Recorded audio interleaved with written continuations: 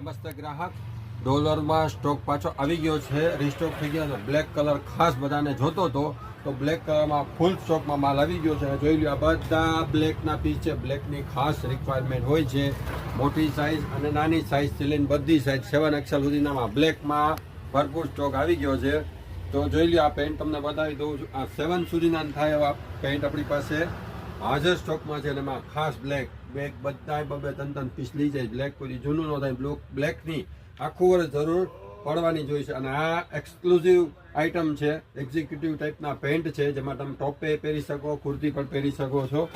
તો આને તરત જ ખરીદવા માટે પધારો ફટાફટ, અને ચૂકતા નહીં.